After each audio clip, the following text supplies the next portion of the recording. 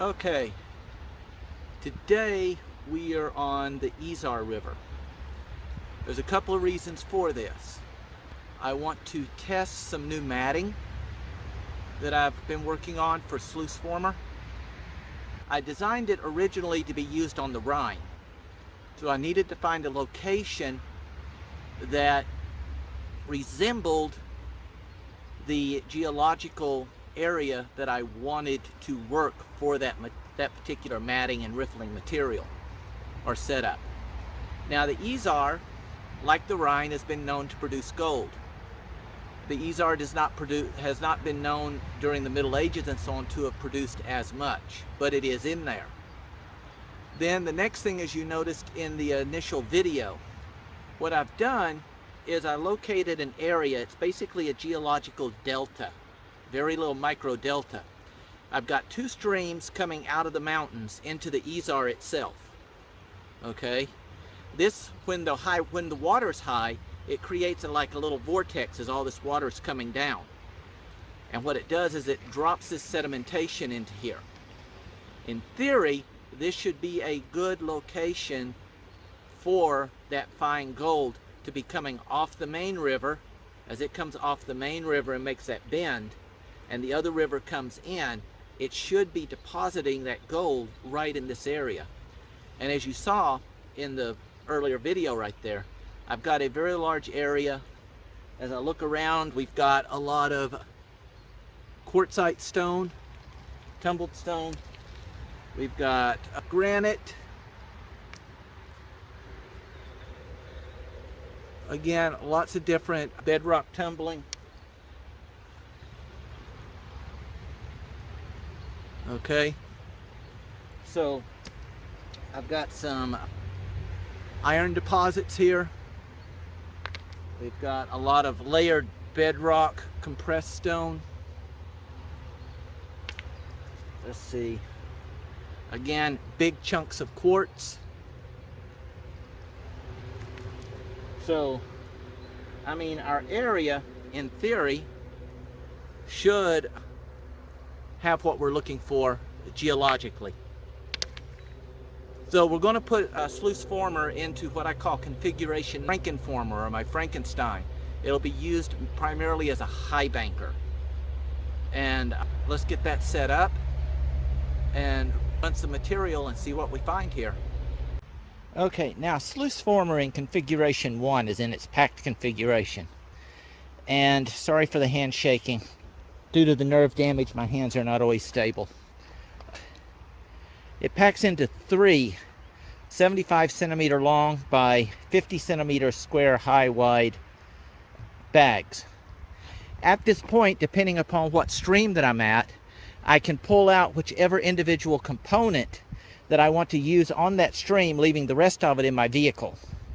That means I'm transporting it in the vehicle, but I'm only unpacking and using what the stream requires for that particular time frame. We've got our little hand pick for moving larger stones out of the way, our shovel. The orange bag has all of my basic testing. It's got a small hand shovel, it's got magnifying glass, it's got my pan. So I would use the shovel as my walking stick, because I have to use a walking stick because of the leg and nerve damage. But I would use that as my basic stabilizing walking stick across uneven terrain. So if like in this case, I wanted to bring all of this from my vehicle up there. Now you see how uneven this is. Now I could not keep walking back and forth doing that. It would take me hours because of my spinal damage. I've had 9 spine surgeries and 4 hip surgeries. So trying to get it just that distance can become very problematic. Now here we have the one feeder stream coming in one way. We have another feeder stream coming in back over there, and it's running behind this embanking and coming out over on that corner there. And it causes this swirl that's banking up all of this stuff here during high water. So to get all of this to here, I have a small foldable collapsible wheelbarrow. I can pack everything onto it. I've replaced the inflatable wheels with solid rubber. And then I can also, because it's 2 wheels, I can use this to stabilize while I'm walking. And if my leg gives out, I can drop it quickly and not wind up dropping everything on top of me. So I was able to use this as like a basic walker, if you will, to pack everything and to move it from the vehicle down to here with minimum of the problems. I had to make a couple of stops along the way because of my leg, but we got here.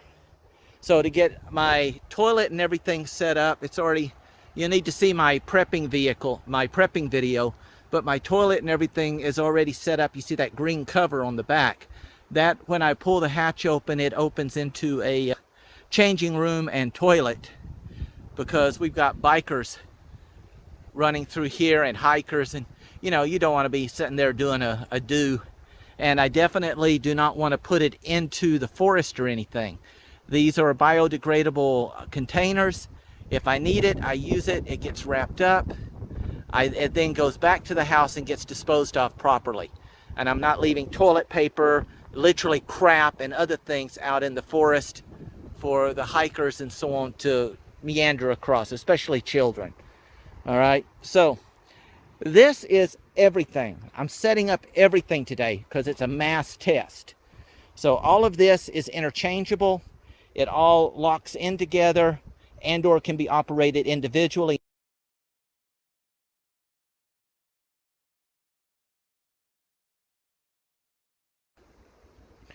So we pack it onto here, we move it down, and now we're going to set it up. I left my regular stream shoes at the house. I had to repair them, and I left them at the house. The gluing is still drying, so I've got to use these little things. If these don't work out, I may have to go to my regular shoes.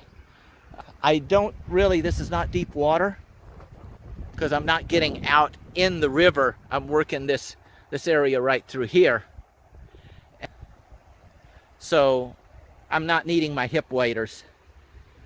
So let's get set up and we'll go on from there.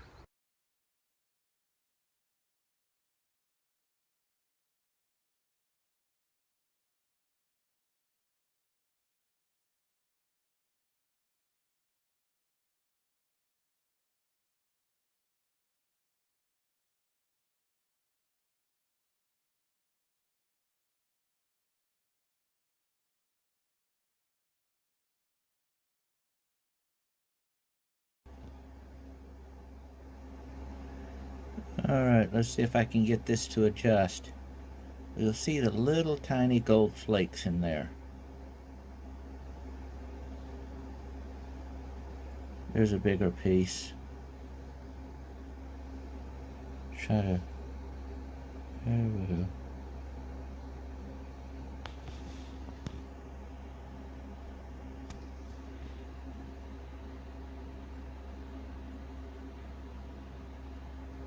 Alright, so in here we have lots of little bits of micro gold.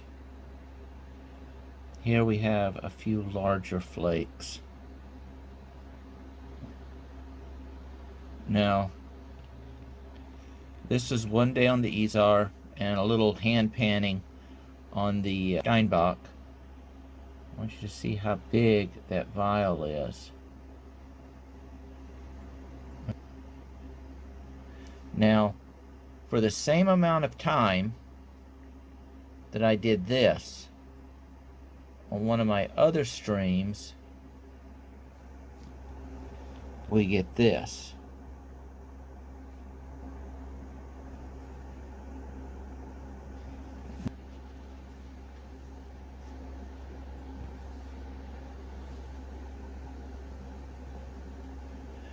Now,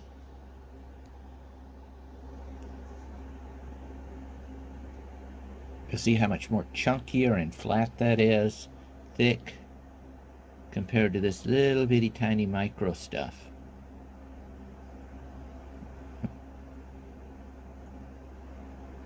Mind you, this is not totally cleaned out. This has got the black sand and other stuff in it.